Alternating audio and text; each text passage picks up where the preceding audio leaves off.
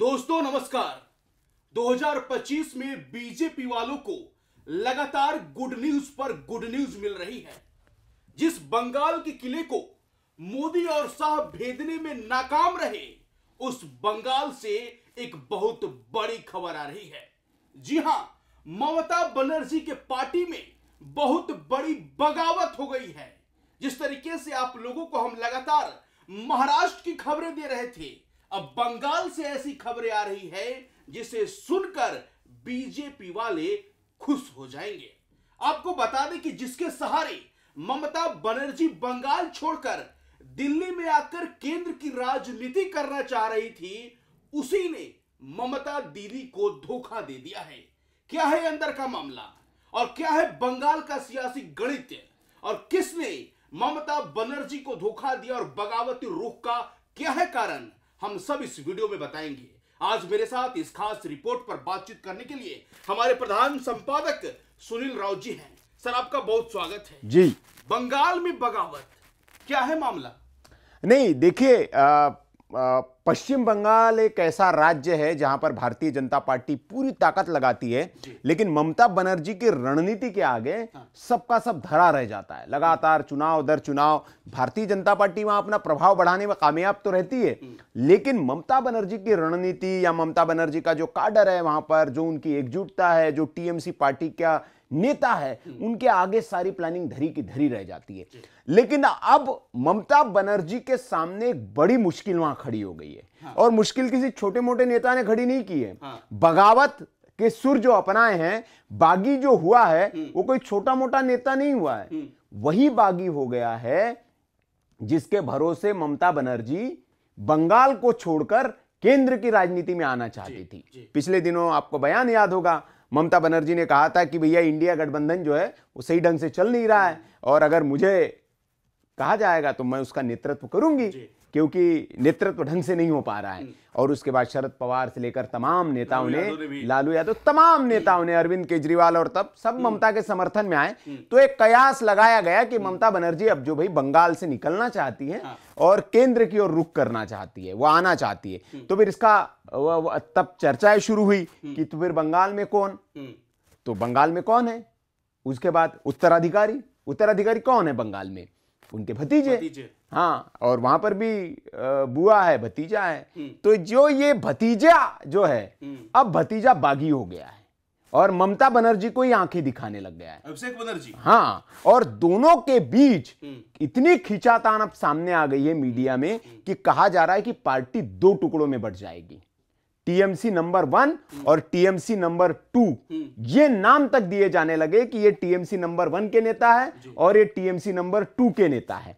एक टीएमसी चल रही ममता बनर्जी की और दूसरी टीएमसी चल रही अभिषेक बनर्जी की। अभिषेक बनर्जी के समर्थक नेता ममता के नेताओं को कोस रहे हैं और ममता के नेता जो है अभिषेक बनर्जी के नेताओं को और अभिषेक बनर्जी को भी कोस रहे हैं। और अभिषेक बनर्जी सीधे ममता बनर्जी को चुनौती दे रहे हैं। क्या है पूरा मामला, ये पूरा मैं समझाता हूं आपको। दरअसल आपको याद होगा पश्चिम बंगाल में पिछले दिनों आरजीकर मेडिकल कॉलेज का जो कांड हुआ, उसके बाद ममता बनर्जी की खूब छीछालेदर हुई। ममता बनर्जी पर सवाल उठे कि एक महिला होकर भी आप एक महिला के साथ नहीं आ सकती, सुप्रीम कोर्ट तक आप चली गई और बड़ा छीछालेदर हुआ। भारतीय जनता पार्टी ने इस मुद्दे को बड़ा बनाने की कोशिश की। डॉक्टर्स पूरे विरोध में उतरे और न सिर्फ डॉक्टर्स, ममता बनर्जी के पार्टी के कुछ नेता भी आपने देखा होगा जो सांसद थे, उन्होंने भी मुखर होकर ममता बनर्जी के खिलाफ आवाज उठाई। बोला कि ऐसे नहीं हो सकता, आपको उस बच्ची के साथ खड़ा होना चाहिए।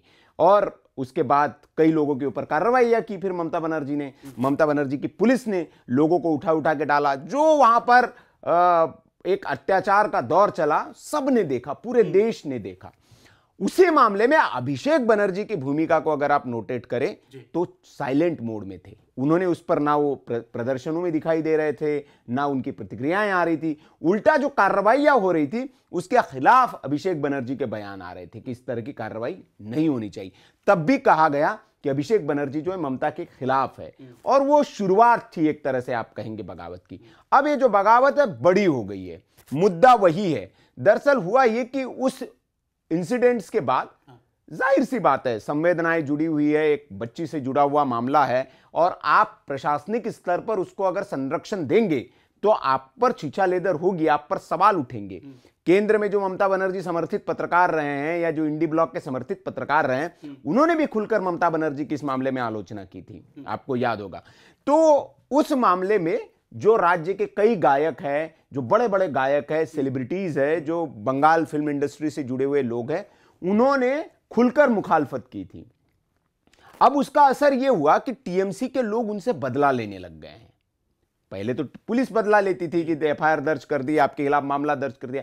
अब टीएमसी के लोग, टीएमसी के नेता बड़े बड़े उनसे बदला लेने लग गए। कैसे? नए साल का जब कार्यक्रम था, पिछले दिनों जब नए साल का आयोजन था 31 दिसंबर, तो जाहिर सी बात है कि बड़े बड़े आयोजन होते हैं और आयोजनों में जो कलाकार होते हैं, स्थानीय कलाकार होते हैं या जो फेमस सेलिब्रिटीज होती हैं, उनको बुलाया जाता है। तो ऐसे कई जगह पर आयोजन हुए। तो कई जगहों से टीएमसी के नेताओं ने, पार्षदों ने उन गायकों के कार्यक्रमों को रद्द करवा दिया जिन्होंने आरजीकर मेडिकल कॉलेज में उस पीड़िता का समर्थन किया था और ममता बनर्जी सरकार की आलोचना की थी। ये किसने किया? जो टीएमसी का काडर था। उसमें एक पार्षद भी है, उस पार्षद का मैं नाम बताऊं जिसको लेकर ये सारा विवाद है। वो वहां के पार्षद है, स्थानीय टीएमसी के पार्षद है कोलकाता के, और लग्नजीता चक्रवर्ती उस गायिका का नाम है, जिनका एक कार्यक्रम था। नए साल की पूर्व संध्या पर इस कार्यक्रम को आयोजित किया गया था और 31 दिसंबर के रूप में कार्यक्रम होना था, लेकिन जो स्थानीय पार्षद थे उन्होंने उस कार्यक्रम को रद्द कर दिया। और इसी के नहीं, दूसरे गायकों को भी कही थे, लेकिन ये मेन मुद्दा कुछ बता दे। और भी कई लोगों के कि आपने उसका समर्थन किया उस लड़की का, हाँ, इसी वजह से मतलब ऐसा बताते तो नहीं है, लेकिन वो कहे कि क्यों भाई रोका गया, क्योंकि उन्होंने कहा था। अब इस पर जो है 31 दिसंबर को जो प्रवक्ता है कुणाल घोष, इन्होंने एक एक्स पर पोस्ट किया और उन्होंने लिखा कि लोग विरोध करने के लिए स्वतंत्र है और कलाकारों को मार्च करने की स्वतंत्रता है। हालांकि जिन कलाकारों ने जानबूझकर बदनामी की, मुख्यमंत्री, सरकार और पार्टी पर हमला किया, सरकार गिराने की बात की, तृणमूल समर्थकों का अपमान किया और गलत जानकारी फैलाई, उन्हें तृणमूल नेताओं द्वारा आयोजित किसी भी कार्यक्रम में मंच पर नहीं देखा जाना चाहिए, उनका बहिष्कार किया जाना चाहिए। अगर किसी तृणमूल नेता को कोई संदेह है तो उन्हें वरिष्ठ नेतृत्व से सलाह लेनी चाहिए। पार्टी कार्यकर्ताओं और समर्थकों की भावनाओं का सम्मान करें। कुणाल घोष ममता बनर्जी के पिद्दू है, उनको बहुत खासम खास माना जाता है और प्रवक्ता है। अब ये ट्वीट क्यों किया इन्होंने, इसकी अब आते हैं। अभिषेक बनर्जी, बेसिकली कुणाल घोष ने अभिषेक बनर्जी को जवाब दिया है। अब अभिषेक बनर्जी ने क्या कहा था, तो लग्नजीता के अलावा एक गायिका और है देवलीना दत्ता, उनके भी आरजीकर विरोध में मुखर थी, वो उनके भी 4-5 कार्यक्रम रद्द कर दिए गए। तो उन्होंने भी दावा किया था कि मेरे भी भाई 4-5 कार्यक्रम रद्द कर दिए गए हैं। और तो उसी जब कार्यक्रम ये रद्द हुए और जब अभिषेक बनर्जी तक ये बातें पहुंची, तो अभिषेक बनर्जी का एक डायमंड हार्बर में एक कार्यक्रम था, तो उन्होंने, जो टीएमसी के राष्ट्रीय महासचिव भी है अभिषेक बनर्जी, उन्होंने गुरुवार को, जो उनका संसदीय क्षेत्र भी है, वहां कार्यक्रम चल रहा था, तो वहां पर उन्होंने भरे कार्यक्रम में कहा, कोट इन कोट, क्या किसी ने पार्टी की ओर से ऐसा कहा? उनसे जब पूछा गया कि भैया कि कार्यक्रम रद्द हो जा रहे जी, स्वतंत्रता करने का तो सबको अधिकार है और कैसे, तो उन्होंने कहा कि क्या किसी ने पार्टी की ओर से ऐसा कहा? मतलब कुणाल घोष जो कह रहे हो पार्टी के व्यक्ति नहीं है, क्या किसी ने पार्टी की ओर से ऐसा कहा? क्या आपने कोई नोटिस देखा है, ऑफिशियल कोई नोटिस देखा है? क्या ममता बनर्जी या मैंने, महासचिव ने कुछ कहा? मतलब खुद मैं महासचिव, मैं किसी को ये बाध्य नहीं करना चाहता कि वे कहां, किसके साथ या कब गाएंगे। सभी को आजादी है। मतलब अपने ही पार्टी में आरोप प्रत्यारोप हो रहे हैं। हाँ, अब देखिए, अभिषेक बनर्जी कह रहे कि सबको आजादी है, कुणाल घोष कह रहे। अब ये वाला जो जवाब उन्होंने दिया था, ये कुणाल घोष ने अभिषेक को जवाब दिया। जाहिर सी बात है, अभिषेक, कुणाल घोष की इतनी हैसियत नहीं है कि अभिषेक बनर्जी को जवाब दे दे, लेकिन किसके इशारे पर दिया होगा? कहीं से हरी झंडी मिली होगी ना, तब तो ट्रेन आगे बढ़ी है। हरी झंडी के बिना ट्रेन आगे नहीं बढ़ती है। तो ये हरी झंडी ममता बनर्जी की ओर से मिली, कहा जा रहा है, और कहा कि इसको बताओ, ये जी तुम बोले हो तो ममता बनर्जी बोली है। तो उन्होंने, टीएमसी प्रवक्ता कुणाल घोष ने जो है फिर एक्स पर लिखा कि विरोध और विरोध के नाम पर योजनाबद्ध असभ्यता के बीच अंतर है। इसको असभ्यता बता दिया कि आप भाई योजनाबद्ध तरीके से, प्लानिंग के साथ योजनाबद्ध एक शब्द उन्होंने लिखा है कि प्लानिंग के साथ आप असभ्यता कर रहे हैं। ये किसको कह रहे हैं? अभिषेक बनर्जी को। तो तृणमूल कार्यकर्ताओं की अंतरात्मा इस मामले का फैसला करेगी। इस संबंध में पार्टी की शीर्ष नेता ममता बनर्जी जो कुछ भी कहती है वो अंतिम शब्द है। ये कुणाल घोष का शब्द है। अब सवाल ये उठता है सर हाँ। कि भारतीय राजनीति में हाँ। प्रधानमंत्री मोदी के सामने दो विपक्ष कैसे चेहरे हैं, जैसे हाँ। अरविंद केजरीवाल और ममता बनर्जी, जो विपक्ष में मजबूती के साथ केंद्र का विरोध करते हैं। हाँ। और जिस तरीके से आप ममता बनर्जी की पार्टी के बारे में बता रहे हैं कि ममता बनर्जी की पार्टी दो फाड़ में एक तरीके से बढ़ चुकी है, तो बैकडोर से किसने सेंधमारी की? क्योंकि बंगाल यूनिट के आप मिथुन चक्रवर्ती का स्पीच आप देखें अमित शाह के सामने जिस तरीके से वो हुंकार भर रहे थे, तो बंगाल यूनिट भी इस बार आक्रामक मोड में है। अब आने वाले साल में वहां पर विधानसभा के चुनाव भी है। बिल्कुल। तो कौन बैकडोर से वहां पर इस टीएमसी में सेंधमारी कर रहा है? नहीं, बैकडोर से सेंधमारी का ये तो समझ में नहीं आता है अभी, लेकिन जो पार्टी के अंदर जो खींचतान है, दरअसल क्या होता है, एक पार्टी के अंदर अभिषेक बनर्जी की भी अपनी महत्वाकांक्षा है, और अभिषेक बनर्जी जो है वो बेसिकली क्या है कि ममता बनर्जी जो है वो चाहती तो है कि अभिषेक को हम उत्तराधिकारी बनाए, लेकिन जब तक लाठी उनके हाथ में है, भीड़ को वो हाकना चाहती है।